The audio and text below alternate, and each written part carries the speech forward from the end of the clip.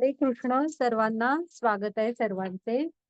तर आपला हळू-हळू प्रवास पुढे चाललेला आहे. आपण आज आपला 4था अध्याय बघणार आहोत हां.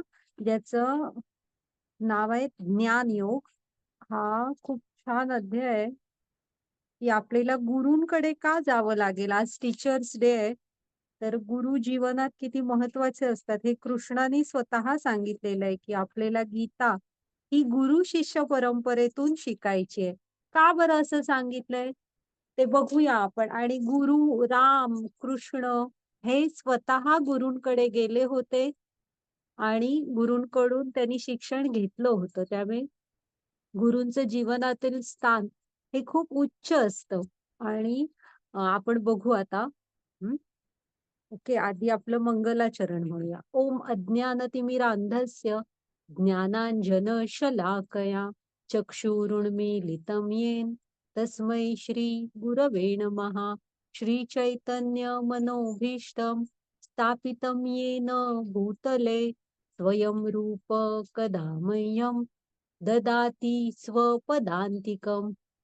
अ, वंदेहं श्रीगुरो श्रीयुतपदकमलं श्रीगुरून् वैष्णवांच श्रीरूपं साग्रजातं सहगण रघुनाथान्वितं तं सजीवं सादवैतं सावधूतं परिजनसहितं कृष्ण चैतन्य देवं श्री राधा कृष्ण पदान् सहगण ललिता श्री विशाखान्वितांच. हे कृष्ण करुणा सिंधो दीनबंधो जगतपते गोपेश गोपिका कांत राधा कांत नमोस्तुते. तप्त कांचन गौरांगी राधे वृंदावनेश्वरी वृषभानुसुते देवी प्रणमामि हरिप्रिये. नमा ओं विष्णुपदाय कृष्णपृष्ठाय भूतले श्रीमते भक्ति वेदांत स्वामी इति नामिने. नमस्ते सारस्वते देवी गौरवाणी प्रचारिणे निर्विशेष शून्यवादी पाश्चात्य देशतारिणे. जय श्री कृष्ण चैतन्य प्रभु नित्यानंद श्री अद्वैत गदाधर श्रीवासादि गौर भक्त वृंद. हरे कृष्णा कृष्ण कृष्ण हरे हरे हरे राम राम राम हरे हरे. हरे कृष्णा कृष्ण कृष्ण हरे हरे हरे राम राम राम हरे हरे. तर स्वागत आहे तुम्हा सर्वांचं. तर आपण प्रभुपाद स्वामींच्या चरणी मी प्रणाम करते, ज्यांनी आपल्यासाठी सोप्या भाषेमध्ये गीता लिहिली आणि ही आध्यात्मिक पुस्तकं लिहिली. पुन्हा नामानिष्ठदास प्रभूजींना प्रणाम करते, ज्यांनी हा सुंदर उपक्रम लिहिला. आमच्या मराठीचा पूर्ण ग्रुप आणि आमच्या ग्रुप हेड पूजा माताजी त्यांना प्रणाम करते. अन्वया माताजी ज्यांच्याकडून मी गीता शिकले त्यांना प्रणाम करते. आणि तुम्ही सर्वजण वेळेत येता तुम्हाला पण प्रणाम करते. हं. तर आपण आता आपला आजचा अध्याय बघूया. तर आपण ऍक्च्युली काल काय बघितलं? कर्मयोग. काल आपण काय बघितलं? कर्मयोग. कृष्णानी कर्मांद्वारे कसं कृष्णांशी जोडायचं हे बघितलं. आणि योग ह्या शब्दाचा अर्थ आठवतो तुम्हाला? योग म्हणजे काय? भगवंतांशी कनेक्टेड होणे. हा, जोडलं जाणं, जुळलं जाणं. कुणाशी जेव्हा आपण कृष्णांशी जोडलो जातो त्याला योग असं म्हणतात. हा, तर माताजी पुढची स्लाइड घ्या. मग अर्जुनाचा प्रश्न होता ना, की हे आपल्या राधा गोविंदांचे पण आशीर्वाद घ्या. तर त्यांचा प्रश्न होता ना अर्जुनाचा, की मी दुसऱ्या अध्यायात कृष्णाने एवढं काय काय सांगितलं. मग तो म्हणाला, मी माझं युद्धाचं कर्म करू की मी हे करू, माझ्या कर्माचा त्याग करू. तुम्हाला एक काहीतरी सांग. मग कृष्णाने काय सांगितलं, की निष्काम कर्मयोग सांगितला, की तू तुझं युद्धाचं कर्म कर आणि त्याचं फळ मला अर्पण कर. मग आपण राजा रुद्र प्रताप आणि राजा भरत ह्यांच्या दोघांच्याही गोष्टी बघितल्या होत्या, की आपण कशा हे कर्म बंधनात अडकतो. आता कर्माचं फळ कृष्णांना दिलं नाही तर काय फरक पडतो? आपल्याला पडतो, त्यांना काही फरक पडत नाही. आपल्याला त्या कर्मांची फळं भोगण्यासाठी पुन्हा पुन्हा जन्म घ्यावा लागतो. ती फळं असतात ना, ती चांगल्या कर्मांची चांगली, वाईट कर्मांची वाईट. ही फळं भोगण्यासाठी तुम्हाला पुन्हा पुन्हा जन्म घ्यायला लागतो. आणि होतं काय, आत्मा ह्याच जन्म-मृत्यूच्या चक्रात अडकून पडतो. तो कधीतरी वाट बघत असतो, की कधीतरी मी भगवंतांकडे परत जाईन. तो अनंत प्रवासात आहे. त्याला ओढ असते, की कधीतरी मनुष्य जन्म मिळेल आणि मी कृष्णांकडे परत जाईन. हं. त्यामुळे निष्काम कर्मयोग सांगितलाय कृष्णानी. ओके. मग त्याच्यानंतर अर्जुनाचा प्रश्न होता ना, की पारिवारिक परंपरांचं काय होईल? तर कृष्णाने सांगितलं ना, की तू राजा आहेस, प्रजेचा आदर्श आहेस, तर तू तुझ्या आचरणातून आदर्श प्रस्थापित कर. तू लढलास, तर बाकीची मागून येणारी पिढी पण तुझा आदर्श घेईल, ती पण त्यांचं कर्तव्य करेल. पण तूच रणांगण सोडून गेलास, तर ती पण तसंच शिकणार. हां. त्यामुळे आपण आपल्या आचरणामधून आदर्श घालून द्यायचा असतो. मग अर्जुनाने काय विचारलं, की मला हे सगळं पटतंय आणि मला हे सगळं करायचं पण आहे. पण असं काय आहे, जे मला थांबवतंय? असा काय अडथळा आहे तो? तेव्हा कृष्णाने काय सांगितलं, की काम. काम हा तो अडथळा आहे. मग काम म्हणजे काय मी तुम्हाला सांगितलेलं अनियंत्रित इच्छा, कामना. म्हणजे काम असतं. अनियंत्रित इच्छा. हे झालं की ते झालं की ते असं सुरूच असते. चेन. मग ह्यासाठी आपल्याला कृष्णाने काय सांगितलं, हे कुठे राहतात? तर आपली इंद्रिय, मन आणि बुद्धी हा इथे असतो काम. मग कारण जी तिथं आहे हे माहीत असलं तरच आपण लढू ना त्याच्याशी. शत्रू कुठे आहे माहीत असलं तर त्याला घालवून टाकू. तर हा काम असतो हा आपल्या इंद्रिय, मन आणि बुद्धी इथे असतो. मग आपण एक मनुष्याच्या शरीराचा रथ बघितला होता बघा. तर तिथे आपण काय शिकलो होतो, की इंद्रिय हे या रथाचे घोडे आहेत. मन हा त्यांचा लगाम आहे आणि ड्रायव्हर कोण आहे? बुद्धी आहे आणि प्रवासी कोण आहे? आत्मा. आत्मा आठवतो ना कसा भांबावून बसला होता? कुठे नेऊन सोडणार आहेत ही मला. तर आपण एक करायचा आपल्या बुद्धीने मनावर ताबा ठेवायचा. ती बुद्धी वापरण्यासाठी दिलेली आहे. आणि मन कंट्रोलमध्ये असेल, तर नक्कीच आपली इंद्रिय पण कंट्रोलमध्ये असतात आणि आपल्या शरीराचा रथ 5ही घोडे एकाच दिशेने जातील आणि व्यवस्थित जाईल. ओके. चालेल. आता घ्या माताजी आपण आज बघूया. आता आहे ना, कृष्णाने अर्जुनाला ह्या अध्यायामध्ये ना गीतेबद्दल माहिती दिली आहे, की गीता आपण तर शिकतोय. बघा हां, आपण किती डोळे झाकून कधी-कधी माणसं कशावरही विश्वास ठेवतात. काहीही करायला म्हणजे मागे-पुढे बघत नाहीत. फक्त लोभासाठी वगैरे हां. आता इथे कृष्ण गीतेसारखं आहे. गीता ही काय आहे? तुम्हाला मी सांगितलेलं ना, गीता ही मनुष्यांच्या जीवनाचं पुस्तक आहे. तसंच काय आहे ती? भगवत गीता म्हणजे काय? भगवंतानी गायलेलं गीत आहे ते. कृष्णांच्या मुखातली वाणी आहे. बाकी सगळे ग्रंथ आणि गीतेमध्ये एक महत्वाचा फरक आहे, की आपण वाचतो ना श्री भगवान उवाच. गीता ही प्रत्यक्ष कृष्णांच्या मुखातून आलेली आहे. हां, मग इथे कृष्णानी अ, भगवद्गीतेचा इतिहास सांगितलाय, की ती पहिल्यांदा कोणाला सांगितली गेली, तिथून ती कशी पुढे-पुढे आली आणि त्यांनी एवं परंपरा प्राप्तमिदं म्हणजे त्यांनी काय सांगितलंय, की तुम्ही भगवद्गीता ही गुरु-शिष्य परंपरेतून शिकायची आहे. का बरं? तर ना तुम्ही त्याशिवाय ते ज्ञान तुमच्या हृदयामध्ये प्रकट होणार नाही. जेव्हा गुरूंकडून योग्य परंपरेतून शिकू, तेव्हाच ते तुम्हाला पूर्ण कळेल. तुम्ही ते जीवनात अप्लाय करू शकाल. हां, आता बघू आपण ते सगळे श्लोक. त्याच्यानंतर आज आपण वर्णाश्रम व्यवस्था का निर्माण झाली? हां, म्हणजे त्याचं ध्येय काय आहे वर्णाश्रम व्यवस्थेचं आणि खरी वर्णाश्रम व्यवस्था काय आहे? हे बघू. त्याच्यानंतर अ, आपण थोडं कर्माविषयी बघूया, की कर्म, अकर्म आणि विकर्म हे काय आहे? आणि किती गुंतागुंतीचं असतं हे कर्माचं गणित. मग त्याच्यानंतर कृष्णाने सांगितलंय, की त्यागामुळे दिव्य ज्ञानाची प्राप्ती होते. हां, सगळ्या ह्याच्यामध्ये ज्ञान यज्ञ श्रेष्ठ आहे आणि आपल्याला ज्ञान मिळवण्यासाठी त्याग करावा लागतो. त्यासाठी तुम्हाला गुरूंकडे जावं लागणार. गुरूंकडे नुसतं जायचं नाही, तर त्यांची सेवा करा. हं. आणि जिज्ञासा करा. तर बघूया आपण आजचा अध्याय. हा घ्या माताजी पुढची स्लाईड.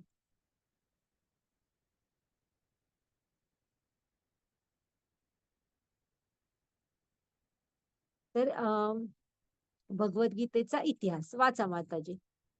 हरे कृष्ण. श्री भगवान उवाच इमं विवस्वते योगं प्रोक्तवाहम् अव्ययम् विवस्वानमवे प्राह मनुरीक्षकावे ब्रवीत. हरे कृष्ण. भगवान श्री कृष्ण म्हणाले, एक मिनिट.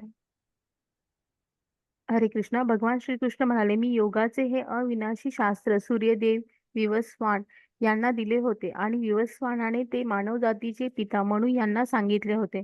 म्हणून म्हणून ते इक्ष्वाकुला सांगितले. हरे कृष्ण. हरे कृष्ण. माताजी 1 मिनिट ती मागची स्लाईड घ्या हो. भगवद्गीतेचं ते चित्र आहे ना ते दाखवा.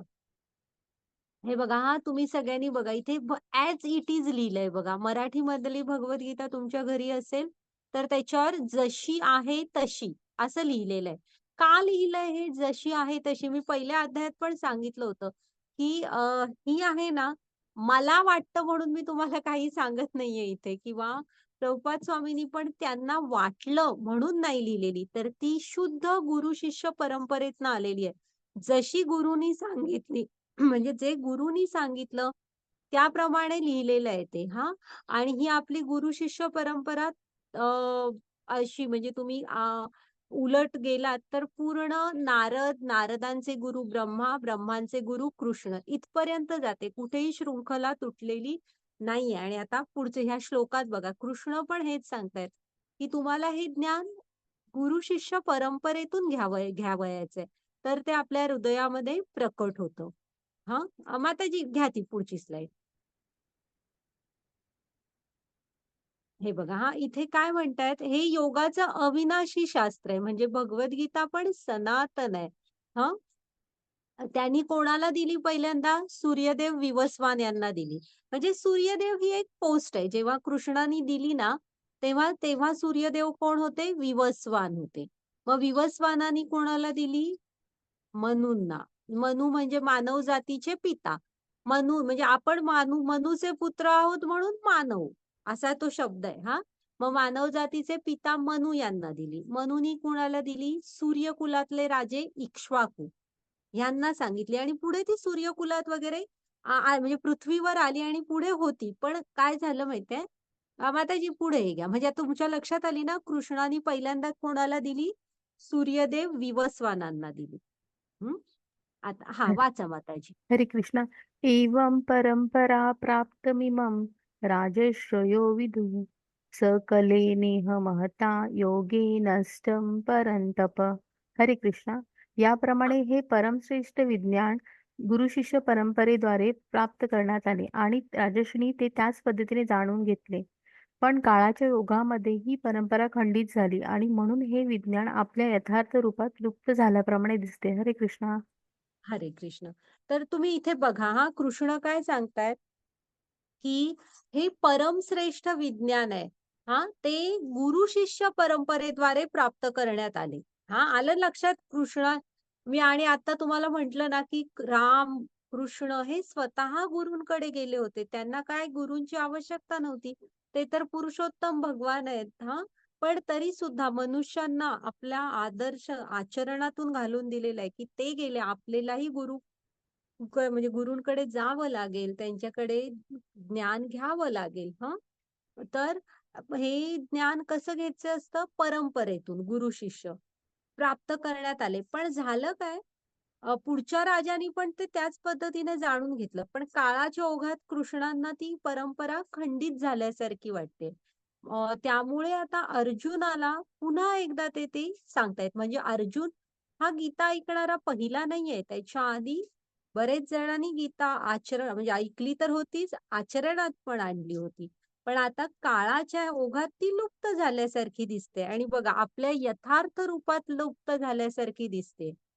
हां, म्हणून ती कृष्ण आता परत जशी होती तशी परत अर्जुनाला सांगतायत. माताजी पुढची स्लाईड घ्या.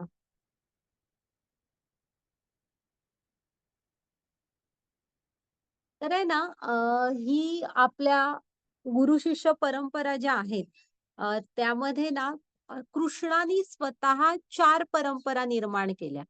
हां. तर पहिलं म्हणजे हे गीतेचं ज्ञान. तर म्हणजे हे सगळं ज्ञान आहे ना म्हणजे ब्रह्मांना कुणी दिलं ते ब्रह्मांना कुठे ज्ञान होतं? कृष्णाने दिल्यावरच त्यांनी सृष्टी निर्माण केली ना. तर हे कृष्णाने स्वतः हे 4 संप्रदाय स्थापन केलेले आहेत. त्यांनी ब्रह्मांना ज्ञान दिलं, तो ब्रह्म संप्रदाय. हां, त्याचे पहिले आचार्य कोण आहेत? मध्वाचार्य आणि पुढे मग त्यांचे शिष्य असं ते सुरू राहिलं. हा ब्रह्म संप्रदाय. नंतर माता लक्ष्मींना हे ज्ञान दिलं, तो श्री संप्रदाय. तर त्यांचे कोण आहेत मुख्य आचार्य? रामानुजाचार्य. त्यांनी शिवजींना, शंकरांना दिलं हे ज्ञान, तो रुद्र संप्रदाय आणि रुद्र संप्रदायाचे आचार्य कोण आहेत? विष्णू स्वामी. पुन्हा सनत, सनातन, सनंदन आणि सनत कुमार. ह्या 4 सनत कुमारांना दिलं तो कुमार संप्रदाय आणि त्यांचे आचार्य कोण आहेत? निंबकाचार्य. हां, तर ह्या 4 आहेत ना, ह्या अधिकृत परंपरा आहेत. की तुम्ही गीतेचं ज्ञान, पुन्हा गुरूंकडून दीक्षा, ह्या 4 संप्रदायांपैकी कुठल्याही संप्रदायांमधून घ्या. हां, ह्या स्वतः कृष्णाने स्थापन केलेल्या आहेत आणि अधिकृत आहेत, प्रमाणित आहेत हां. आणि आपली तुम्ही नाव लक्षात ठेवा, आपली इस्कॉनची गुरु शिष्य परंपरा ही ब्रह्म, मध्व गौडीय धारा येते. म्हणजे ब्रह्मांचा ब्रह्म संप्रदाय आणि मध्वाचारांचं मध्व आहे. म्हणजे पुढे ब्रह्म मध्व गौडीय धारा आहे आपली. हां. आणि ही इकडे साइडला दाखवली आहे बघा गुरु शिष्य परंपरा आणि भगवद्गीतेत नावं दिलेली आहेत, की कशी आपली गुरु शिष्य परंपरा आहे. हां. आता जर का तुम्हाला आता मेडिकलचं शिक्षण घ्यायचंय, तर तुम्ही गव्हर्नमेंट अप्रूव्ड कॉलेजमध्येच जाल ना. की ज्याला बाबा सरकार मान्यता आहे. नाही तर असं कुणीतरी काहीतरी उघडून बसलंय आणि तिथे जातो आणि मी वैद्यकीय शिक्षण घेतो. तर काय माहिती तिथे काय शिक्षण देत असतील, शिक्षक चांगले आहेत की नाही, कशाचीच खात्री नाही देऊ शकत. आपण शेवटी सरकार मान्य कॉलेज वगैरे बघू ना. तसं आहे हे. ह्या प्रमाणित गुरु शिष्य परंपरा आहेत ह्या 4 हं. घ्या माताजी पुढची स्लाईड. मग आता इथे ना अर्जुनाला प्रश्न पडला, की "अरे बापरे! अर्जुन हे काय कृष्ण हे काय सांगतोय, की मी पहिल्यांदा सूर्यदेव विवस्वानांना सांगितलं. त्याला तर माहीत आहे ना आणि मग मानव जातींचे पिता मनू वगैरेंकडून म्हणजे तो तर कृष्णांकडे काय म्हणून बघतोय. माझ्या मामांचा मुलगा ही साधारण समवयस्क होती ना ती. तो म्हणतोय, "मग तू हे असं कसं? तू तर माझ्या समकालीन आहेस." हं. तर आता भगवद्गीता आपल्याला थोडं काळाविषयी 5 विषय सांगते ना. ईश्वर, जीव, प्रकृती, काळ आणि कर्म. इथे काळाविषयी जरा आपण बघूया. हे वैदिक गणित आहे. माताजी पुढची स्लाईड घ्या. तुम्ही थोडंसं काय करा हे जेव्हा पी-डी-एफ येईल ना, तेव्हा जरा मोबाईल घेऊन कॅल्क्युलेटर घेऊन बसा आणि नक्की हे सगळं कॅल्क्युलेट करून बघा. मी तुम्हाला थोडं-थोडं सांगते हं. आपण खालून येऊया. एक कलियुग असतं हां. नाही, नाही. हे आधीचच असू दे. ती मागचीच स्लाईड घ्या वाटत. तुम्ही जरासं झूम करा हां, सगळ्यांनी तुमचा मोबाईलचा स्क्रीन. एक कलियुग असतं ना, ते 4,32,000 वर्षाचं असतं. हो की नाही? हां, मग 4,32,000 वर्षाचं कलियुग. त्याची दुप्पट 8,64,000 वर्ष तेवढं असतं द्वापारयुग. मग 4,32,000 गुणिले 3 त्याची तिप्पट जेवढं तेवढं त्रेतायुग असतं. आणि 4,32,000 ची चौपट एवढ्या वर्षांचं सत्ययुग असतं. हां, मग ह्या 4 युगांची बेरीज केलात तुम्ही, तर ती 4.32 दशलक्ष वर्ष येते. त्याला काय म्हणायचं? एक दिव्य युग. अशी ह्या 4.32 ला जर का तुम्ही 71 ने गुणलात हां, तर त्याला उत्तर काय येतं 306.72 दशलक्ष वर्ष. ह्याला म्हणायचं एक मन्वंतर. हां, एक मन्वंतर. 71 दिव्य युगांचं मिळून एक मन्वंतर होतं. अशा 14 मन्वंतरांचा ब्रह्माजींचा दिवस असतो आणि 15 मन्वंतरांची त्यांची संध्या असते. मग त्यांची संध्या असते ना, ती म्हणजे काय? तर त्याला आंशिक विनाश म्हणतात. म्हणजे तुम्ही झोपता की नाही, आपण झोपतो तसं सगळं लूप म्हणजे हे होतं, थांबतं. आणि म्हणजे ती संध्या संपली की झोपेतून उठल्यासारखं जे जिथे होता तिथून पुढचं सुरू होतं. तर अशा 14 दिवस आणि सॉरी 14 मन्वंतर आणि 15 संध्यांचा एक हे असतो बघा. अ, कुणाचा म्हणजे अ, मिळून एक कल्प बनतो तो बघा. ते वरती कल्प डे ऑफ ब्रह्मा लिहिलंय बघा. 14 मन्वंतर प्लस 15 संध्या.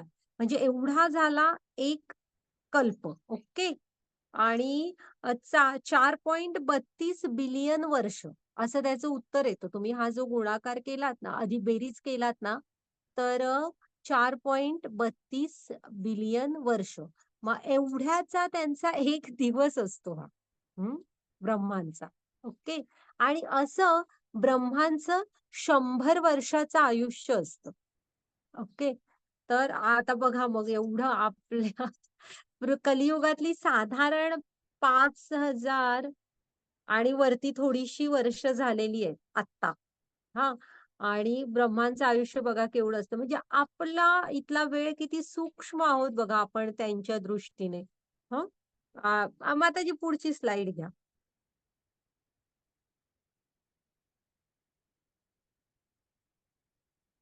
आपण ब्रह्मांचं आता इथे त्यांनी थोडंसं ब्रह्मदेवांचं.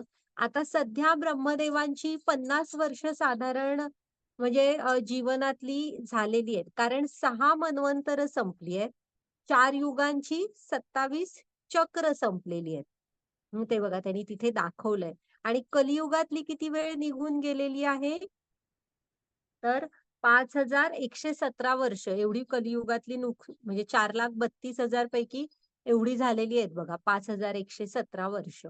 आणि ब्रह्मदेवांचं एवढं जीवन झालेलं आहे जगून. कुठलं 155.522 ट्रिलियन इयर्स. म्हणजे जवळपास असं समजा की 50 वर्षाचे आहेत सध्या आपले ब्रह्मदेव. 50 वर्षाचं अजून शिल्लक आहे त्यांचं आयुष्य.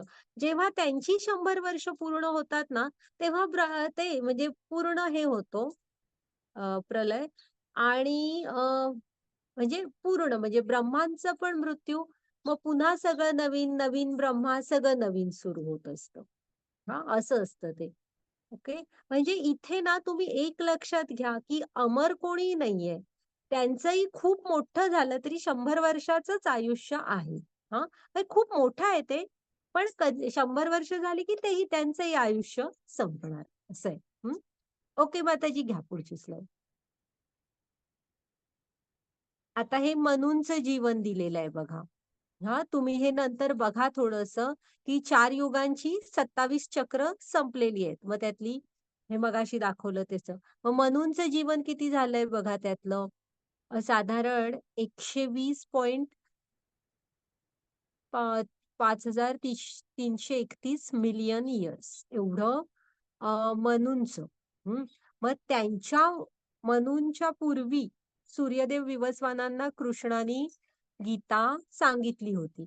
म्हणजे 120 दशलक्ष वर्षापूर्वी गीता विवस्वानांना सांगितली गेलेली आहे.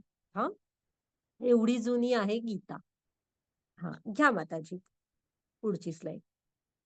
मग ह्या काळामध्ये आपण बघा किती सूक्ष्म अस्तित्व आहे आपलं. मग आता ह्या पृथ्वीवर कधी आली गीता? तर महाभारताच्या शांती पर्वामध्ये हे सांगितलेलं आहे बघा. हा माताजी हे वाचाव त्रेतायुगाच्या सहस्त्राब्दी प्रारंभी. हरे कृष्ण. त्रेतायुगाच्या सहस्राब्दी प्रारंभी परमात्म्याशी संबंधाचे हे शास्त्र विवस्वानाने मनूला दिले होते. मनूने मानवजातीचा पिता असल्याने या पृथ्वी ग्रहाला ग्रहांचा राजा महाराज इक्ष्वाकू याला दिले होते. रघुवंशाचे पूर्वज ज्याप्रमाणे भगवान रामचंद्र प्रकट झाले म्हणून भगवद्गीता महाराज इक्ष्वाकूच्या काळापासून मानवी समाजात अस्तित्वात होती. त्रेता आणि द्वापर युग किती म्हणजे साधारण ना 21,60,000. पृथ्वीवरती साधारण 2 मिलियन वर्षापूर्वी पृथ्वीवर आली आहे. ओके. पृथ्वीवर एवढे वर्षापासून आहे बघा भगवद्गीता. मग आता इथे अर्जुनाला पुन्हा काय सांगतायत, थोडीशी काळाच्या ओघात ती खंडित झाल्यासारखी वाटते, म्हणून अर्जुनाला निमित्त करून परत एकदा कृष्ण सांगत आहे. ओके. तर इथे बघा त्यांनी किती व्यवस्थित गीतेचा इतिहास सांगितलेला आहे. हा, घ्या माताजी पुढची स्लाइड. हे तुम्ही लक्षात ठेवा की ब्रह्मांचा 1 सेकंद म्हणजे किती वर्ष आहे? 1,00,000. म्हणजे पृथ्वीवरची 1,00,000 वर्ष म्हणजे ब्रह्मांचा 1 सेकंद. आणि त्याप्रमाणे हे वरचं. मग ब्रह्मदेवांचा 1 दिवस म्हणजे किती पृथ्वीवरची वर्ष होऊन जातात बघा. मग तेवढीच तशी त्यांची रात्र असते आणि तसेच त्यांचं 100 वर्षाचं व्यवस्थित आयुष्य असतं. ओके. बघा तुम्ही हे नक्की नंतर, हे वैदिक गणित आहे. हा, घ्या माताजी पुढची स्लाइड. मग आता आपण आहे ना, हा अध्यायामध्ये कृष्ण सांगतायत की कृष्ण स्वतःबद्दल माहिती देतायत. माहित तर हवं आपण ज्यांच्याविषयी, ज्यांना सगळं काही मानणार आहोत, ज्यांना सगळं अर्पण करणार आहोत, ते कोण आहेत, कसे दिसतात, कसे आहेत, कुठे राहतात, हा बघूया सगळं. हरे कृष्ण. माताजी हे करा. कृष्ण कसे दिसतात? मी जरी अजन्म आहे आणि माझ्या दिव्य शरीराचा कधीच नाश होत नाही आणि मी जरी सर्व प्राणीमात्रांचा ईश्वर आहे, तरी प्रत्येक युगायुगात मी माझ्या मूळ दिव्य रूपात अवतीर्ण होत असतो. हरे कृष्णा. हा, आता कृष्ण कसे आहेत माहितीये, अजन्म आहेत. त्यांच्या म्हणजे आपण म्हणतो जन्माष्टमी, पण असं नाहीये की कृष्ण जन्म घेतात आणि मृत्यू झाला, राम जन्मले आपण म्हणतो, पण ते अवतार घेत असतात. म्हणजे बघा, आता आपल्याला आपल्या इथे सूर्य उगवला, संध्याकाळी सूर्यास्त झाला, मग आपण असं म्हणतो का सूर्य जन्मला होता, सूर्य वारला, असं म्हणतो का आपण? नाही, सूर्य मावळला. आपल्याला हे पक्क माहित आहे की आता तो पश्चिम दिशेच्या देशांमध्ये उगवलाय. एक्झॅक्टली सेम तसं आहे. जेव्हा त्यांना अवतार लीला करायच्या असतात, त्यांचं कार्य असतं, तेव्हा ते इथे अवतार घेतात. त्यांचं काम झालं की ते त्यांच्या धामात निघून जातात. ते सनातन आहेत, म्हणजे काल होते, आज आहेत, उद्याही असणार आहेत. जन्म मृत्यूने आपण बांधलेले आहोत, ते नाही. म्हणजे आता तुम्ही अचानक तुम्ही असं ठरवलं की मी आता एक काही वर्षांसाठी अमेरिकेला राहायला चालली आहे आणि गेलात, एक 20 वर्ष तुम्ही तिकडे राहिलात, तर अमेरिकेतले लोक असं म्हणतील का तुम्ही तिथे जन्मलात? किंवा भारतातले लोक म्हणतील का की अरे ह्या वारल्या? असं नाही. तर आपण फक्त तिकडे गेलोय, तसं आहे हे. की कृष्ण, राम हे त्यांचं अवतार कार्य झालं की ते त्यांच्या धामात निघून जातात. ते अवतार घेत असतात. हा, त्यामुळे ते अजन्म आहेत. आणि त्यांचे शरीर कसं आहे, सच्चित आनंद, त्याचा नाश नाही होत. त्यांचे शरीर आध्यात्मिक आहे. आपलं पंचमहाभूतांनी बनलेलं आहे, त्यामुळे आपल्या शरीराचा नाश होतो, त्यांचा नाही. आणि काळाने आपण बांधलेलो आहे, ते नाही. हा, आणि ते सर्व प्राणीमात्रांचा ईश्वर आहेत, सर्वांचे. ते भूतानाम ईश्वरो अपि. तरी प्रत्येक युगायुगात मी माझ्या मूळ दिव्य रूपात अवतीर्ण होतो. प्रत्येक युगात येतात. आता काय हे इथे शेजारी आहेत बघा, ह्याच्या म्हणजे नाही, नंद यशोदा नाही, देवकी आणि वसुदेवांच्या इथे आले होते ना. तुम्ही भागवतम मध्ये वाचा, ते पहिल्यांदा ह्यांच्या हृदयात आले, कुणाच्या? वसुदेवांच्या.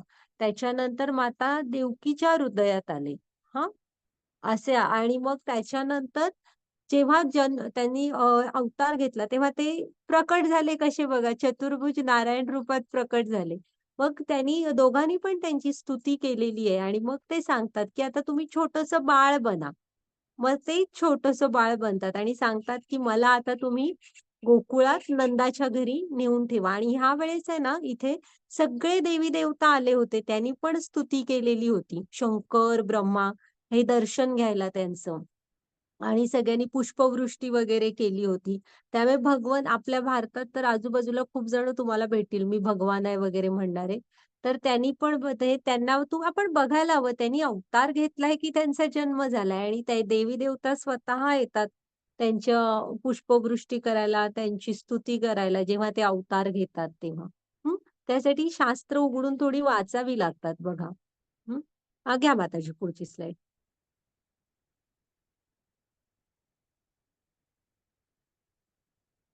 आता ते कधी येतात ते सांगितलंय बघा. हरे कृष्ण. कृष्ण केव्हा दिसतात? यदा यदा हि धर्मस्य ग्लानिर्भवति भारत अज्ञात धर्मस्य तदात्मानं सुजानमः. जेव्हा जेव्हा आणि जेथे जेथे धर्माचरणाचा ऱ्हास होतो आणि अधर्माचे वर्चस्व होते, त्यावेळी हे भारता मी स्वतः अवतीर्ण होतो. हरे कृष्ण. हां, ते कधी येतात माहितीये? जेव्हा धर्माचरणाचा ऱ्हास होतो, अधर्माचं वर्चस्व व्हायला लागतं, तेव्हा ते येतात. हं. इथे हे शेजारी देवकी दाखवली आहे. देवकी आणि वसुदेवांचं लग्न होऊन मग देवकी सासरी निघालेली. तेव्हा कंस तिचा भाऊ म्हणून ना तिला पोहोचवायला रथ स्वतः चालवत निघाला होता. एवढ्यात आकाशवाणी होते, की "अरे मूर्खा, म्हणजे तू ज्यांच्या रथाचं सारथ्य करतोयस त्या देवकीच्या पोटी जो 8वा मुलगा जन्मणार तोच तू. त्याच्या हातून तुझा मृत्यू होणार." आता एवढं ऐकल्यावर हे असुरांचं म्हणजे कसं असतं बघा प्रेम सुद्धा. सगळं म्हणजे रथ थांबवतो आणि लगेच तलवार घेऊन देवकीला मारायला उठतो. मग असे असतात असुर. त्यामुळे इतका अधर्म, त्यामुळे जेव्हा जेव्हा धर्माचरणाचा ऱ्हास होतो, अधर्माचं वर्चस्व व्हायला लागतं, तेव्हा कृष्ण स्वतः येतात हां. घ्या माताजी पुढची स्लाईड.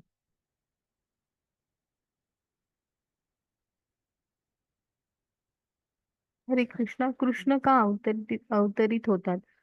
परित्राणाय साधून्या विनाशाय च दुष्कृतम् धर्मसंस्थानार्थ संभावामी युगे युगे. हरे कृष्णा. भक्तांचा उद्धार करण्याकरता आणि दुष्टांचा विनाश करण्याकरता तसेच धर्माची पुनर्स्थापना करण्याकरता मी स्वतः युगायुगात प्रकट होतो. हरे कृष्णा. हां. आता ना कृष्ण का येतात ना, तेव्हा म्हणजे कधी येतात, की ठीक आहे धर्माचरणाचा खूपच ऱ्हास होतोय तेव्हा येतात. पण येण्याचं मुख्य कारण काय असतं? धर्म स्थापित करणं असलं, तरी पहिलं कारण काय आहे बघा, ते त्यांच्या भक्तांसाठी येतात. भक्तांचा उद्धार करायला. आपण ज्यांना संत म्हणतो, असे त्यांचे प्रामाणिक भक्त खूप प्रेमाने त्यांचे नामस्मरण वगैरे करत असतात आणि वाट बघत असतात, की कधीतरी भगवंतांची भेट होईल. अतिशय शुद्ध भक्त असतात हे. तर अशा भक्तांना आनंद देण्यासाठी येतात. म्हणजे राम जेव्हा वनवासात गेले, तेव्हा तुम्ही बघा किती ऋषीमुनींना वगैरे भेटले आणि त्यांना किती आनंद झाला होता, की आपल्या ह्या म्हणजे तपस्वी जीवनाचं फल मिळालं आपल्याला. आपल्याला राम स्वतः भेटले. तर म्हणजे ते त्यांच्या भक्तांना आनंद देण्यासाठी येतात. हेच पहिलं कारण आहे हां. धर्माचरणाचा ऱ्हास होतोय मान्य आहे. मग अधर्म अ, वाढतोय. हां, ओके. मग धर्म स्थापन करायचंय. तर आता हे कंस, रावण ह्यांना काय ते त्यांच्या धामात बसून त्यांनी मनात विचार जरी आणला, तरी ते त्यांना शिक्षा देऊ शकतात. पण पृथ्वीवर येण्याचं कारण खरं त्यांच्या भक्तांना आनंद देण्यासाठी. मग त्याच्यानंतर ह्या दुष्टांचा विनाश करण्याकरता आणि मग धर्माची स्थापना करण्याकरता ते युगायुगात प्रकट होत असतात. हं. घ्या माताजी पुढची स्लाईड. हे इथे कंसाला मारलंय बघा त्यांनी. हरे हां, कृष्णा. बघा.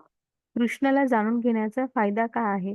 जन्मकर्मच मे दिव्यमेव यो वेत्ति तत्त्वतः भक्ता देह पुनर्जन्म नैति मामेति सो अर्जुन. जो माझ्या जन्माचे आणि कर्माचे दिव्य स्वरूप जाणतो, तो देहत्याग केल्यानंतर या भौतिक जगतात पुन्हा जन्म घेत नाही. तर हे अर्जुना, तो माझ्या शाश्वत धामाची प्राप्ती करतो. हरे कृष्णा. हरे कृष्ण. तर हे बघा हां, आता आपण कलियुगातली माणसं आहे ना, व्यवहार आपल्यात इतका मुरलाय आता आपण ते पहिल्या हे दुसऱ्या अध्यायात आपण बघितलं ना शरणागती काय असते. तेव्हा आपण बघितलं, की आपण आधीच ठरवलेलं असतं, की मला हे दे असं आपण भगवंतांना सांगतो. म्हणजे आपण आधीच ठरवलेलं असतं आणि तेच मला पाहिजे असं मागतो. पण तो अर्जुनाने काय सांगितलं, जे माझ्यासाठी श्रेयस्कर आहे ते तुम्ही सांगा. हं. तर इथे पण आता त्यामुळे सांगितलेलं आहे, की आपण असं म्हणजे विचार करू शकतो ना कोण पण. ठीक आहे, भगवंत येतात, का येतात, कधी येतात सगळं कळलं, की ते कसे आहेत. पण त्यांना जाणून का घ्यावं आम्ही? आमचा काय फायदा? हं. तर आता इथे मनुष्य जन्मच त्याच्यासाठी मिळालेला आहे. हे बघा हां, जेव्हा ना तुम्ही त्यांच्या जन्म आणि कर्माच्या दिव्य स्वरूप जाणता. म्हणजे त्यांच्या ह्या ज्या कथा आहेत ना, त्यांचा जन्म कधी झाला म्हणजे जन्माविषयीच्या, आणि त्यांनी जी इथे येऊन वेगवेगळ्या अवतारांमध्ये वेगवेगळी कर्म केलेली आहेत, हा म्हणजे लीला केलेल्या आहेत, लीला म्हणतात. हे जेव्हा आपण ऐकतो आणि म्हणजे वरिष्ठांकडून समजून घेतो, त्यामध्ये खूप समजून घेण्यासारखं असतं. हा ते, आणि त्याचं दिव्य स्वरूप जाणतो आपण. असं नाही की नुसतं ऐकलं आणि सोडून दिलं. तत्वतः जाणायला हवं आपण, की कृष्ण कोण आहेत, आणि ते मानायला पण हवं जीवनामध्ये. आपलं आचरण पण तसं हवं. जेव्हा असं दोन्ही होतं ना, तेव्हा कृष्ण काय सांगतात बघा. मग तुम्ही मृत्यूनंतर ह्या भौतिक जगात पुन्हा येत नाही. त्यांचं जे कृष्णांचं शाश्वत धाम आहे ना, त्या धामाची प्राप्ती करतात. म्हणजे त्यांच्या जसे ते दिव्य आहेत, तसे त्यांच्या जन्म, कर्म ह्याच्या कथा पण दिव्य आहेत. हां, त्या लीलांचं तुम्ही श्रवण योग्य प्रकारे केलं, त्या समजून घेतल्या वरिष्ठांकडून आणि त्या मानायला हव्यात, की आणि जर का तुम्ही जीवनामध्ये तसं कृष्णांना मानलत, की कृष्णच मी नित्य कृष्णांचा दास आहे, असं. तर आहे ना, तुम्हाला ह्या देहात म्हणजे पुन्हा तुमच्या जन्म-मृत्यूच्या फेऱ्यातून सुटका होते आणि शाश्वत. आत्ताच बघितलं ना, ब्रह्मलोक जरी मिळाला, स्वर्गलोक जरी मिळाला, तरी तुम्ही मुक्ती नाही मिळत. तिथून पण तुम्ही अ, ह्याच्या एरझाऱ्यांमध्ये असताच. पुण्यक्षीण झाली की पुन्हा जन्म घ्यायलाच लागतो. तसं नाही, ह्यांच्या धामात ते शाश्वत धाम आहे. तिथे गेलो की पुन्हा पृथ्वीवर यावं लागत नाही. आणि ही जी शेजारी आहे ही दामोदर लीला म्हणतात. कार्तिक महिन्यामध्ये आपण दामोदर अष्टकम म्हणतो बघा. हां, कृष्णांसमोर तुपाचं निरांजन लावून. तर हे जी खूप सुंदर आहे ही कथा, तुम्ही नक्की ऐका ही दामोदर लीला. हां, खूप छान कथा आहे. आता 2च मिनिटात सांगते म्हणजे वेळ नाही, आणि दामोदर अष्टकम ह्याच्यावर पाठवते ग्रुपवर. तुम्ही ते ऐका. कार्तिक महिन्यामध्ये नक्की म्हणा संध्याकाळी कृष्णांसमोर दिवा लावून हां. तर दिवाळी दिवशी म्हणजे यशोदा मैया स्वतः हे करतात, म्हणतात की कृष्णाला स्वतःच्या हातचं लोणी करून देऊया म्हणून. म्हणून अशा उठून लवकर ताक घुसळायला बसतात. तोपर्यंत कृष्ण उठतात आणि हे करतात, रडायला लागतात. म्हणून त्यांना मग घेतात आणि दूध पाजत असतात. तोपर्यंत काय होतं, चुलीवरचं दूध उतू जात असतं. म्हणून त्यांना खाली ठेवतात आणि तिकडे जातात. तर हे रडायला लागतात, मला खाली ठेवलं आईने म्हणून. आणि छोटे असतात तसे, नुसते चालायला शिकलेले असतात. चालत-चालत जातात आणि ते सगळं ते दही, लोणी ते सगळं सांडतात जमिनीवर आणि सगळं. आता सकाळ-सकाळी असला सगळा पसारा बघून आईचं डोकं मग आई छडी घेऊन मागे लागते. मग हे लुटू-लुटू पुढे, आई छडी घेऊन मागे. ते दामोदर अष्टकम आहे ना, ते ऐका तुम्ही. इतकं छान वर्णन आहे त्याच्यात. तर मग शेवटी ही लीला का महत्वाची आहे माहीत आहे? तुम्ही कृष्णांचे कुठलेही अवतार बघा आणि त्यातल्या लीला बघा. कोणही कधीही कृष्णांना बांधू नाही शकलेलो. म्हणजे तुम्ही कुठलाही त्यांचा अवतार घ्या. विष्णू, नारायण, राम, कुठल्याही अवतारात कोणीही त्यांना बांधून ठेवलेलं नाही. फक्त यशोदा माता त्यांना उखळाला दोरीने बांधून ठेवतात. तर ते बघतात, मागे-मागे वळून बघत असतात धावताना, की यशोदा ह्या राणी होत्या. त्या काही अशा धावत वगैरे नव्हत्या रस्त्याने. पण भक्त आपल्यासाठी धावतोय, दमतोय, दमतात त्या शेवटी. मग भक्ताच्या प्रेमासाठी बांधून घेतलेलं आहे. प्रेम के बंधन में मोहन बंध गए. हं. त्यामुळे ही दामोदर लीला ही खूप महत्वाची लीला आहे, की त्या प्रेमामुळे यशोदेच्या प्रेमासाठी त्यांनी ते बंधन दोरीचं नव्हतं. ते बंधन प्रेमाचं होतं. छान आहे लीला. आणि मग नंतर कुबेरांच्या 2 मुलगा अर्जुन वृक्ष झालेले असतात नंदबाबांच्या दारात, नारदांच्या शापामुळे. त्यांना पण मुक्ती देतात आणि ते पण ह्या सगळ्या लीला बघतात आणि मग ते मुक्ती मिळते त्यांना पण. अशी छानशी लीला आहे. आणि यशोदांचं नावच यशदा आहेत त्या. त्या म्हणजे हे जे गोकुळातले हे जी सगळी लोकं होती ना, हे बघा ह्यांनी तत्वतः जाणलं होतं. ते कृष्णच सगळं होतं त्यांच्यासाठी. सगळं ते काय, ते आमचा कान्हाच आमचा आहे, असं. तर ह्या लीला खूप आनंद देतात. बाकी काहीच विचार करू नका. जर का तुम्ही वरिष्ठांकडून ऐकाल ना, खूप आनंद देतात ह्या लीला आपल्याला, आणि जीवनात आपण कसं वागायचं हे सांगतात सूक्ष्मपणे. हां. घ्या माताजी पुढची स्लाईड.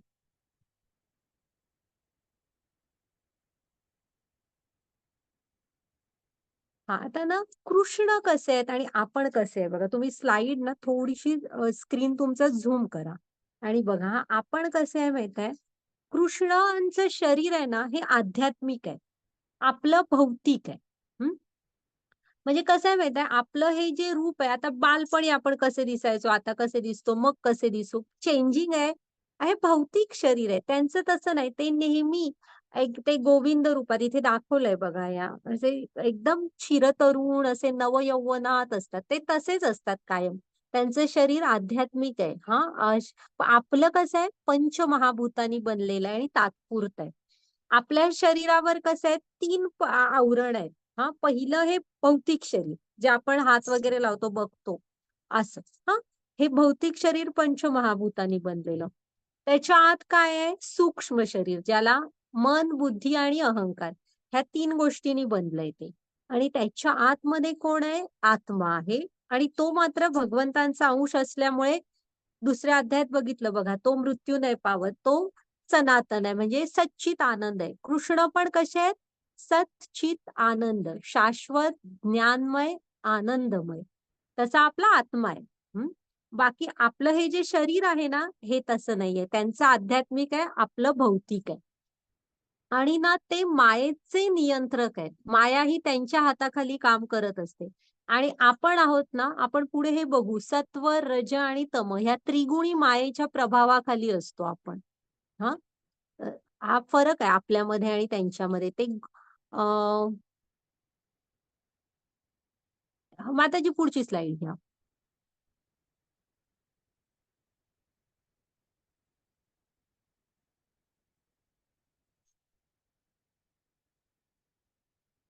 आता ना मग तुम्ही मग कोण म्हणाल, की कोण आहे का असं जे कृष्णांना एवढं जाणतं, त्यांच्या लीला वगैरे आणि कृष्णांना त्यांच्या ह्या मूळ रूपात, की ते सच्चित आनंद आहेत, शाश्वत आहेत, ज्ञानमय आहेत, आनंदमय आहेत, असं जाणतं, त्यांच्या लीला वगैरे जाणून मानतं वगैरे असं कोण आहे? बघूया आता कोण-कोण असतात. त्यांचे भक्त आहेत हां. वाचा हे 2 श्लोक वाचू का मी माताजी? थांबा हां. हो, हरे कृष्ण. चालेल. वितराग भय क्रोधा मन्मया मामु आश्रिता बहवो ज्ञान तपसा पूता मद भागवत मागा. पुढचा छान आहे. हा श्लोक लक्षात ठेवा तुम्ही 4था अध्याय 11वा श्लोक. ये यथा माम प्रपद्यन्ते तांस्तव भजाम अहम मम वर्तानुवर्तन्ते मनुष्या पार्थ सर्वशः. आता आपण याचे ट्रान्सलेशन बघूया. माताजी पुढची स्लाइड घ्या. आता ती समजून घेऊया. हरे कृष्णा. आसक्ती, भय आणि क्रोध यातून मुक्त झालेले, पूर्णपणे माझ्यात स्थित झालेले, मतपरायण आणि माझ्यात आश्रित असलेले गतकाळातील अनेक मनुष्य माझ्या ज्ञानामुळे शुद्ध झाले आहेत. त्या सर्वांना माझ्या दिव्य प्रेमाची प्राप्ती झाली आहे. जे ज्या भावाने मला शरण येतात त्याला अनुरूप असे फळ मी त्यांना देतो. हे पार्थ, सर्वजण माझ्या मार्गाचे सर्व प्रकारे अनुसरण करतात. हरे कृष्णा. हरे कृष्ण. तर तुम्ही बघा तुम्हाला कृष्णांकडे जायचा हा मार्ग कृष्णाने सांगितलेला आहे. त्यांच्याकडे जायचं तर तुम्ही आसक्ती, भय आणि क्रोध ह्या तिघातूनही राग, भय, क्रोध म्हणजे ह्या तिघातूनही तुम्ही मुक्त असायला हवं. आसक्ती, भय आणि क्रोध. आणि दुसरं काय? पूर्णपणे कृष्णांमध्ये रममाण झालेले. असे जे असतात ते कृष्णांकडे तुम्ही जेव्हा असे होता, तेव्हा तुम्ही कृष्णांकडे जाऊ शकता. तेव्हा तुम्ही कृष्णांचे बनता. हे शेजारी दाखवले आहेत बघा सगळे. ह्या 1 नाही, 2 नाही, 9 लाख गायी होत्या नंद महाराजांच्या. पण कृष्णांच्या एका बासरीच्या धूनवर म्हणजे बासरी वाजवली, की त्यांच्या मागून धावत सुटायच्या. आणि इतकं प्रेम करायच्या त्या कृष्णांवर. हां. तर असे आणि आता मागच्या स्लाइडमध्ये ना माताजी एकच मिनिट ती मागची स्लाइड घ्या. इथं ना राजसूय यज्ञ केलेला ना तेव्हाची ती आहे. तो शिशुपाल होता ना, तो की म्हणजे त्या सभेत भीष्म म्हणा, पांडव हे होते बघा असे कृष्णांचे शुद्ध भक्त. आणि मी आता तुम्हाला सांगते, ही फक्त स्लाइड लक्षात ठेवा. माताजी पुढचं ते ट्रान्सलेशन सांगते. ते सांगितले बघा तिथे, ये यथा माम प्रपद्यन्ते. हा, तो कृष्ण काय सांगतायत, की जे ज्या भावाने मला शरण येतात त्याला अनुरूप असे फळ मी देतो. हा, हे पार्थ सर्वजण माझ्या मार्गाचे सर्व प्रकारे अनुसरण करतात. तर तुम्ही इकडे लक्षात ठेवा, की तुम्ही ज्या भावाने कृष्णांशी भेटणार त्या भावाने तितकंच प्रेम तुम्हाला कृष्ण देणार. म्हणजे तुम्ही कृष्णांची नातं जोडा स्वतःला. त्यांना तुमचा मुलगा, भाऊ, अ, वडील, आई, गुरु, सखा असं काहीतरी समजा. हा, ज्या नात्यामध्ये त्यांना तुम्ही भेटणार, जे नातं तुम्ही त्यांच्याशी जोडणार आणि त्यांना त्या नात्यात जितकं प्रेम देणार तेवढंच, म्हणजे एक पाऊल तुम्ही दिलं तर 10 पावलं कृष्ण तुमच्याकडे येतात. हा, एवढं प्रेम कृष्ण तुम्हाला देणार. ह्या गायी जसं कृष्णांच्या मागे जायच्या, कृष्ण पण पायात काय न घालता त्या गायींच्या मागून वृंदावनात धावत असायचे, गोकुळात. आणि त्यांचं ते दिव्य शरीर आहे ना, त्या गायींच्या खुरांमुळे जी धूळ उडायची, त्याने असं त्यांच्या शरीरावरती सगळी धूळ बसायची, तरी पण धावत असायचे. तर केवढं प्रेम होतं. आणि कृष्णांचं गोसेवा कधी मिळाली तर नक्की करा. तर कृष्णांचं खूप प्रेम आहे गोमातेवर. त्यांच्या गोलोक वृंदावन धामामध्ये करोडो गायी आहेत. आता इथे खालच्या स्लाइड मध्ये बघा, की हे आहेत ना बलदेव, बलराम त्यांचे पाय दाबतायत बघा. हा, शांतपणे बसलेत, कारण ती ह्याच्यात गायींच्या मागे चालत असायचे ना सारखे. तर दुसऱ्या स्लाइड मध्ये जेव्हा बलराम थकलेत आणि बसलेत तेव्हा कृष्ण स्वतः त्यांचे पाय दाबतायत बघा. हा, तर असं असतं. जे हा श्लोक त्यामुळे लक्षात ठेवा तुम्ही, हा 4.11 ये यथामा. तुम्ही ज्या भावामध्ये त्यांना जितकं प्रेम द्याल त्याच्यापेक्षा कितीतरी जास्त प्रेम कृष्ण तुम्हाला देतात. हा, आणि आता शिशुपाल बघा, तो सतत त्यांची आठवण काढत होता, पण काय, शत्रू म्हणून. सतत नुसता त्यांचा राग राग. आणि आत्याला वचन दिलेलं कृष्णाने, की एका वेळेस 100 ऍट अ टाइम 100 अपराध करणार नाही तोपर्यंत मी त्याला माफ करत राहीन. पण त्या राजसूय नेहमी ना 100 शिव्यापेक्षा कमी द्यायचा. पण त्या राजसूय यज्ञात खूप जण असतात ना, त्यांच्या समोर बोलतच सुटतो, बोलतच सुटतो. आणि कधी 100 क्रॉस करतो कळत नाही. तलवार घेऊन भीम मारायला उठलेला असतो. पण कृष्ण म्हणतात, की ती यज्ञाची भूमी आहे, तू नको भीमा मारू म्हणून. आणि जेव्हा 100 अपराध पूर्ण होतात, तेव्हा मग कृष्णच सुदर्शन चक्र सोडून अशा प्रकारे मारतात, की तिथे त्याचं रक्त पडत नाही.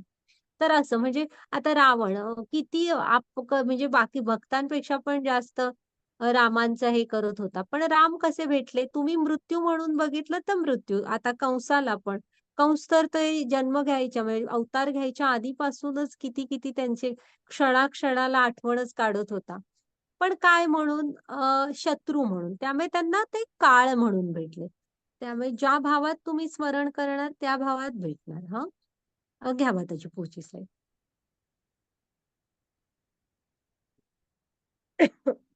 हरे कृष्ण. मनुष्य या जगात सकाम कर्मामध्ये सिद्धीची इच्छा करतात आणि म्हणून ते देवतांची आराधना करतात. अर्थात मनुष्यांना या जगात सकाम कर्मापासून त्वरित फलप्राप्ती होते. हरे कृष्ण. आता जे आपण भक्त बघितले ते सकाम नव्हते, म्हणजे त्यांना कृष्णांकडून कशाचीच अपेक्षा नव्हती. त्या गायी, बलराम, यशोदा, गोपनवासी सगळे, पांडव, ह्यांना प्युअर प्रेम होतं, संतांचं असतं तसं. ते काही मागत नव्हते. मग आपण जनरली आजूबाजूला बघतो, जेव्हा काहीतरी मागायचं असतं तेव्हा देवी देवतांकडे जातो, नवस बोलतो, व्रत करतो आणि आपल्याला ते पूर्ण पण होतं. मग कृष्णांची भक्ती कशी आहे माहिती, आता समजा एखादं मूल शाळेला जाणार आहे, मग मुलाला आपण आई पैसे थोडेसे देऊन ठेवते ना, कंपासमध्ये वगैरे ठेव, की समज कधी तुझी बस चुकली, रिक्षा तर रिक्षाने घरी ये, किंवा अचानक काहीतरी झालं, कुठेतरी खूप भूक वगैरे लागली, असावेत पैसे म्हणून थोडे दिलेले असतात. समजा त्या मुलग्याने उठला आणि एका दिवशी दिलेल्या सगळ्या पैशाचे हे एवढे चॉकलेट खरेदी केले, खाल्ला पण. आता दुकानदाराकडे जेव्हा तो चॉकलेट खरेदी करायला गेला, तेव्हा दुकानदार काय बघणार? माझा माल खपतोय, मला पैसे मिळतायत. हे 2 गोष्टी तो बघणार आणि त्याला देऊन टाकले. तो त्या मुलासाठी चांगला आहे की वाईट हा विचार केला नाही. पण जेव्हा त्याने घरी आल्यावर आईला सांगितलं, तेव्हा आई म्हणाली, "अरे, तू एवढी चॉकलेट एकदम का खाल्ली? तुझ्या दातांना कीड लागेल किंवा परीक्षा जवळ आली आहे, त्याचा त्रास झाला तर आजारी पडशील." हा विचार आई करणार. मग असं असतं देवी देवतांकडे जेव्हा तुम्ही मागता ना, तेव्हा एकतर त्यांना कसं असतं, तुम्ही आता शेजाऱ्यांना मी नेहमी सांगते, तुम्ही शेजाऱ्यांना वगैरे डब्यांमध्ये घालून आपण देतोच ना काहीतरी घरात बनवलेलं. तेव्हा ते तुमचा डबा रिकामा तर परत देत नाहीत. तेही काहीतरी देतात. तसं आहे, तुम्ही त्यांना जे म्हणून काय व्रत वगैरे करतात, त्याचं त्यांना फळ द्यावं लागतं. जेवढं त्यांच्याकडे त्यांची शक्ती आहे, त्या प्रमाणातच देऊ शकतात. मग ते देतात. ते त्याचा परिणाम नाही बघत. रावणाचं पुढं काय झालं बघायला शिवजी आले नाहीत, कारण तो अधर्माने वागत होता. त्यामुळे. हं. अधर्माला नाही साथ दिली त्यांनी. पण कृष्णांची भक्ती कशी आहे माहिती ते तुम्ही मागितलात जरी मटेरियल वस्तू म्हणजे मला हे हवंय, मला ते हवंय असं मागितलंत, तरी कृष्ण तुमच्यासाठी जे चांगलं आहे ते करणार. ते आपल्या आईसारखे आहेत. ते तुम्हाला जे हवं ते नाही करणार. जे तुमच्यासाठी चांगलं आहे ते करणार. हं.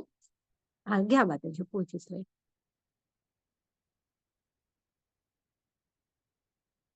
हरे आता कृष्ण. ना आपण जरा बघूया की चातुर्वर्ण अ, हे काय आहे? आता तुम्ही इथे आलाय. आता भौतिक हे तर आहेत. इथे जीवन तर जगायचंय. पैशाशिवाय वगैरे तुम्ही जीवन नाही जगू शकत. मग जीवन जगण्यासाठी काहीतरी आपल्याला करावं लागतं. हां, म्हणजे अ, बी कुठलंही म्हणजे तुम्ही कुठल्याही क्षेत्रात जा, बिझनेस करा, काय करा, काहीतरी कमवावं लागतं इथे. आता बघूया हां. माताजी वाचा. हरे कृष्ण. भौतिक प्रकृतीचे 3 गुण आणि त्यांना अनुसरून अशा कर्मांना अनुसरून मी मानवी समाजाचे 4 विभाग निर्माण केले आहेत. आणि ते ते तू जाणले पाहिजे, की जरी मी या व्यवस्थेचा कर्ता असलो, तरी मी अवयवी असल्यामुळे अकर्ताच आहे. हरे कृष्ण. हां, हरे कृष्ण. तर आहे ना चातुर्वर्ण मया सृष्ट. हां, त्यांनी निर्माण केलेली आहे ही चतुर्वर्णाची व्यवस्था. मग कुठलं? ब्राह्मण, क्षत्रिय, वैश्य, शूद्र. हं. पुढं काय लिहिलंय बघा. पुढचा शब्द कधी विसरू नका. गुण, कर्म, विभागशः. ती अशी नाहीये की तुम्ही तुमच्या आई-वडिलांची जी हे जात ती तुमची असं नाहीये ते. हं. तो तुमचा वर्ण असं नाहीये. गुण, कर्म, विभागशः. ही तुम्ही अ, तुमच्यामधले गुण ओळखा. सत्व जास्त आहे, रज जास्त आहे की तम जास्त आहे. हे तुम्ही ओळखा. तुमचा कल कुठे आहे आणि त्याप्रमाणे तुम्ही तुमचा वर्ण निवडायचा असतो. मग तुम्हाला पैसे कमावणे वगैरे ह्यामध्ये काही रस नाहीये, आसक्ती बिलकुल नाहीये. तुम्हाला ज्ञान मिळवायला आणि समाजाला ते ज्ञान देण्यासाठी झटायला आवडतंय, तर तुम्ही ब्राह्मण. हं. मग तुम्हाला ॲडमिनिस्ट्रेशन आवडतंय, सैनिक, पोलीस वगैरे अशा टाइप किंवा प्रशासन, तर तुम्ही क्षत्रिय असं. हां, तिथे गुण, कर्म, विभागशः आहे. मग आणि हे कशासाठी आहे? तर इथे तुम्ही उपवाशी वगैरे तर राहू शकत नाही. गृहस्थाश्रम वगैरे स्वीकारला, तर कुटुंबाची जबाबदारी असते, आई-वडिलांची असते. ह्यासाठी इथं थोडंसं तुम्हाला कमवावं लागतं. ह्यासाठी ही व्यवस्था आहे, की ते हे घेऊन तुम्ही कृष्णांशी जोडलेले राहावे. त्यातच आता आपण रमलेलो आहे, तशी नाही. आणि वर्णाश्रम व्यवस्था आहे. नुसते वर्ण नाहीयेत. आश्रम आहेत आणि ते प्रत्येकाला आहे. प्रत्येक वर्णाला आहेत. कुठले? पहिले 25 वर्ष तुम्ही ज्ञान घ्यायचं. गृहस्थाश्रम स्वीकारलात, तर 25 ते 50 गृहस्थाश्रम आणि पुन्हा मग 50 ते 75 वानप्रस्थाश्रम. म्हणजे राहा घरात, पण थोडंसं त्यातनं बाहेर पडायचं बघा. म्हणजे भजन भक्तीमध्ये जास्त लक्ष द्या आणि विचारले कोणी सल्ले तर द्या वगैरे असं. 75च्या पुढे पूर्ण संन्यास म्हणजे काही ह्यामध्ये लक्ष घालू नका आणि ते सर्वांसाठी आहे. ते कुणासाठी नाही असं नाहीये. हां. ज्याला बिझनेस करायला आवडतो, आहे बाबा आता एका ब्राह्मणाच्या मुलग्याला पैसे कमावणे, बिझनेस उभारणे ह्यामध्ये रस आहे. तर तो हे झाला अ, अ, व्यवसायाने वैश्य झाला. हां, हे काहीच नको. आपलं प्रत्येक तिघांना पण त्यांच्या कामात मदत करून शांत आयुष्य जगायला आवडतंय, तर तुम्ही त्यांच्याकडे नोकरी करताय, तर तुम्ही शूद्र झाला. आणि हे सगळं आपण 18व्या अध्यायात व्यवस्थित बघणारच आहोत. कलियुगामध्ये फक्त शूद्रच आहेत. काळजी करू नका तुम्ही. हां. पण ही लक्षात ठेवा तो शब्द गुण, कर्म, विभागशः. तुमच्यातले गुण, तुमचे कल ओळखा कुठे आहेत आणि दुसरं वर्णाश्रम व्यवस्था आहे ती. नुसते वर्ण नाहीत. तर आश्रमांना पण गृहीत धरा तिथे आणि त्याप्रमाणे स्वतःला कृष्णांशी जोडलेलं ठेवा. हां. पहिली 25 वर्ष ही फुकट घालवू नका. ज्ञान मिळवा. हं. तेजस्वी बना. ओके. हा, घ्या माताजी पुढची स्लाइड. आणि एक मिनिट हा, हे जरी ते व्यवस्थेचे करता म्हणजे त्यांनी ती निर्माण करून दिलेली आहे, पण तुम्ही त्यात पुढे काय कसं करता, काय वागता, ह्याचे जबाबदार आपण असतो. आपल्याला स्वातंत्र्य दिलेलं आहे. कृष्ण त्यासाठी जबाबदार नाहीये. हा, त्यांनी फक्त व्यवस्था बसवून दिलेली आहे. ओके. घ्या माताजी पुढची स्लाइड. हरे कृष्णा. न मा कर्माणि लिम्पते न मे कर्मफले स्पृहा इति मा योऽभिजानाति कर्मभिः स बध्यते. कोणत्याही कर्माने मी बद्ध होत नाही, तसेच मला कर्मफलाची आकांक्षाही नाही. जो माझ्याबद्दल हे सत्य जाणतो तो सुद्धा कर्मफलांनी बद्ध होत नाही. हरे कृष्णा. बघा, कृष्ण आहेत ना, ते पण कर्म करतात, पण ते कुठल्याही कर्मफलाने बद्ध होत नाहीत. जशी आपल्याला ती फलं लागतात, तसं त्यांना ती बंधनं लागत नाहीत. का लागत नाहीत? तर ना, त्यांना कशाची आसक्ती नाहीये. हा, त्यांना कुठल्याही आपण 6 गुण बघितलेले, कृष्णांना भगवान का म्हणतात. त्याच्यामध्ये एक गुण होता बघा, वैराग्य. परम वैराग्य आहे त्यांच्याकडे. त्यामुळे त्यांना कशाचाही मोह नाहीये. हं? त्यामुळे त्यांना ही कुठलीही कर्मफळ त्यांना बंधन लागत नाही. ओके. आणि त्यांच्याबद्दलचे हे जे जाणतात ना, त्यांना पण कर्मफळांनी बद्ध होत नाहीत ती. आता इथे बघा, कृष्ण राजा द्वारकाधीश म्हणायची सगळी, तरी सुदामा आल्यावर सुदामांचे चरण स्वतः धुतले. म्हणजे बघा, आचरणातनं त्यांनी किती छान हे दाखवलेलं आहे. हा, म्हणजे त्यांचं सुदामांवर प्रेम होतं तेवढं. स्वतःच्या आधी एकतर पाण्याने नाहीच, अश्रूनी अक्षरशः सुदामांचे चरण धुतले. इकडे भीष्मानी हे केलेली होती ना प्रतिज्ञा, की आज कुठला नव्हे म्हणजे अर्जुनाला, म्हणजे एक कुठला तरी पांडव मी मारेनच अशी. ते बघता आणि तेव्हा कृष्ण बघतात, की आता भीष्मांसमोर काय अर्जुनाचा टिकाव लागणं अवघड दिसतोय. तर कृष्णानी स्वतः एक प्रतिज्ञा केलेली, की मी महाभारताच्या युद्धात हातात शस्त्र घेणार नाही. तरी पण रथाचं चाक घेऊन भीष्मांवर धावून जातात. तेव्हा अर्जुन पाय धरतच होता त्यांचा, की माझ्यासाठी कृष्णा तुम्ही तुमची प्रतिज्ञा मोडू नका. तरी धावून जातात. म्हणजे भक्तासाठी म्हणजे भीष्मांची पण प्रतिज्ञा होती, की केशव तुला आ, आज मी रणांगणात शस्त्र घ्यायला लावेन. त्यामुळे त्यांचीही प्रतिज्ञा ठेवली आणि अर्जुनालाही वाचवलं. त्यासाठी स्वतःची प्रतिज्ञा मोडली. हं. तर इथे पण बघा, गाई वासरांच्या मागे किती फिरायचे. हां. तर असं इथं कृष्ण म्हणजे अर्जुनाच्या रथाचं सारथ्य स्वीकारलं. ड्रायव्हरच ना, सारथी म्हणजे सारथी बनले त्याच्यासाठी असे. पण त्यांच्या ह्या कुठल्या कर्मामध्ये त्यांना कशाचाही मोह नाही. ते परम वैरागी आहेत. त्यामुळे ही कर्म त्यांना बांधून नाही ठेवत. हं. ते फक्त भक्तांच्या प्रेमासाठी करतात. सगळं जे काय करतात. आत्ताच बघितलं ना. घ्या माताजी पुढची स्लाइड.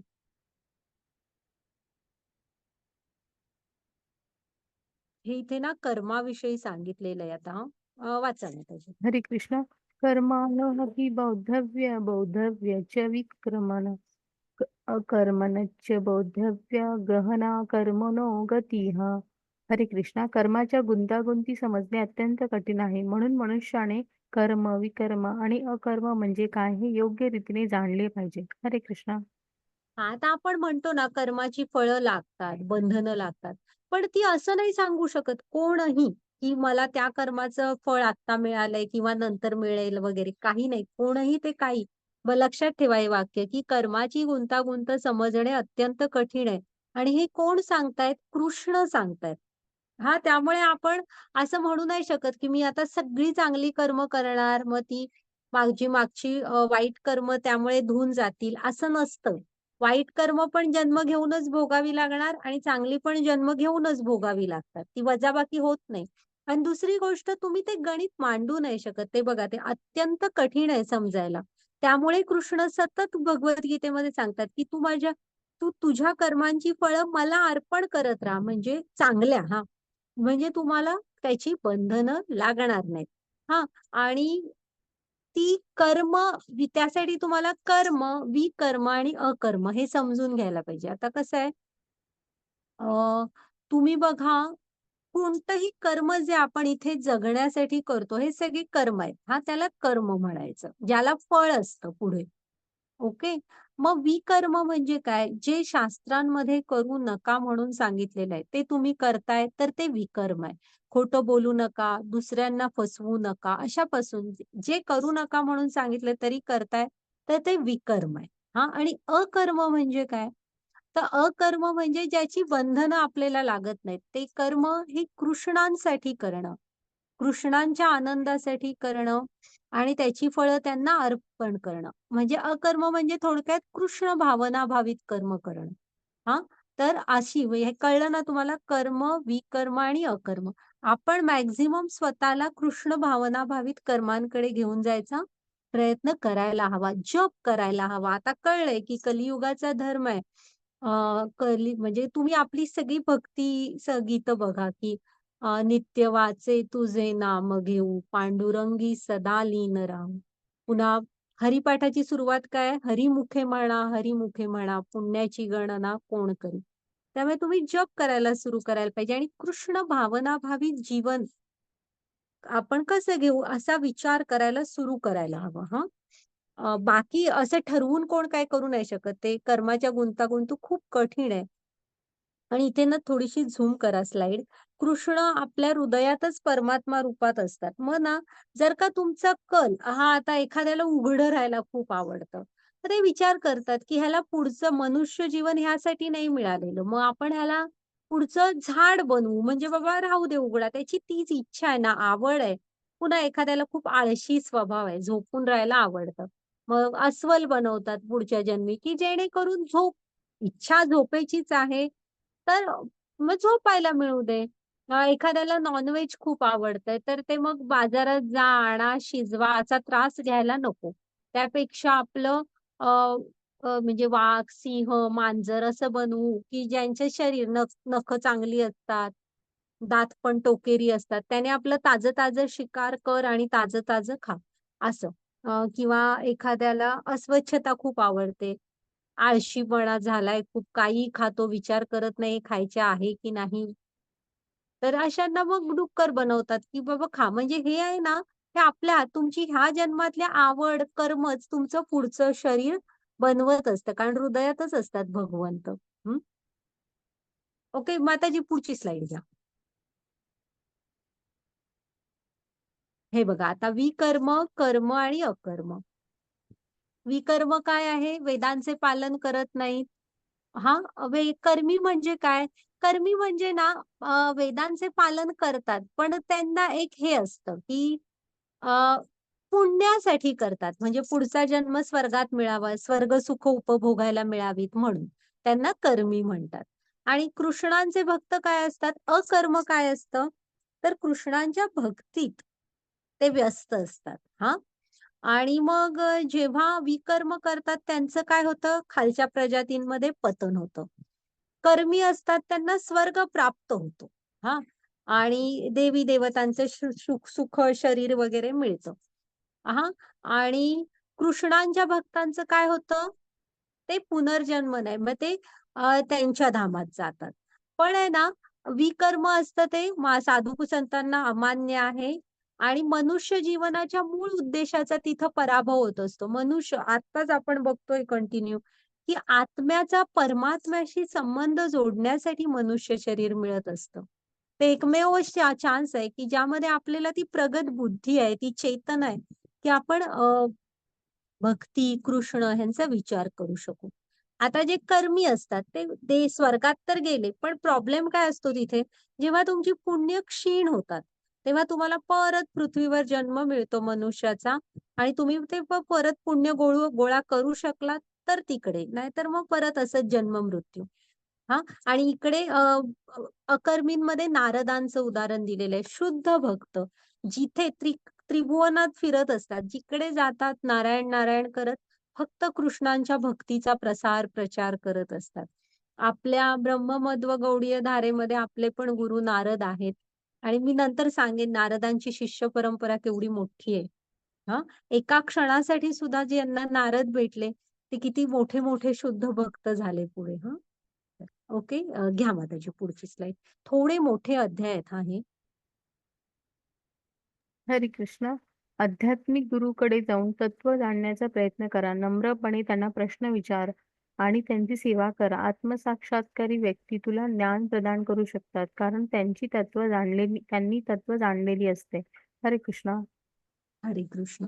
आता ना मान्य आहे की कृष्ण भावना भावित जीवन आपण जगण्याचा प्रयत्न करायला हवा. हर एक गोष्ट कृष्णाशी जोडून घ्यायला हवी. त्यांना त्या भावामध्ये स्मरण करायला हवं. हो मान्य आहे. पण हे करणार कोण कसं? शिकवणार कोण आपल्याला? तर त्यासाठी कृष्ण काय सांगतायत बघा, की तुम्हाला आध्यात्मिक गुरूंकडे जावं लागणार. हां. इथे शेजारी बघा कृष्ण आणि बलराम आहेत आणि ते सांदीपनी गुरु आहेत आणि उज्जैनला त्यांचा आश्रम होता की नाही, तिकडे ते स्वतः गेले की नाही? हं. राम गेले होते त्यांच्या कोण बरं? हं. वसिष्ठ वसिष्ठ गुरूंच्या आश्रमात राम स्वतः गेले होते. मग त्यांनी गेले तर आपल्याला पण गुरूंकडे जावं लागेल. तुमच्या भक्तांच्या संगतीत राहावं लागणार. हां, मग त्यामुळे कृष्ण काय सांगतायत, की तुम्ही गुरूंकडे जा आणि गेल्यावर काय करा, असं नका, की इगोमध्ये राहू नका, की मला देव दिसत नाही, असला तर दाखवा. असं नसतं. तर गुरूंकडे जाल हं, तर नम्रपणे त्यांना प्रश्न विचारा. नम्रपणे. आणि मुख्य म्हणजे त्यांची सेवा करा. आणि कृष्ण काय सांगतायत, आपण तर कृष्णांना अजून जाणलेलं नाही, पण असे आत्मसाक्षात्कारी व्यक्ती, ज्यांनी गुरु कृष्ण जाणलेत, तेच तुम्हाला त्यांच्यापर्यंत पोहोचवू शकतात. हां. त्यामुळे आता ज्यांनी कृष्णांविषयी काय माहीत नाही, अशी लोकं नाही पोहोचवू शकणार. त्यामुळे जे आत्मसाक्षात्कारात आहेत, ज्यांनी कृष्णांना जाणलंय, अशांकडे जा, त्यांची सेवा करा आणि जिज्ञासा पण करा. तुमचे प्रश्न विचारा. आणि स्वतःला कृष्णांशी जोडून घ्या. ओके. घ्या माताजी पुढची स्लाईड.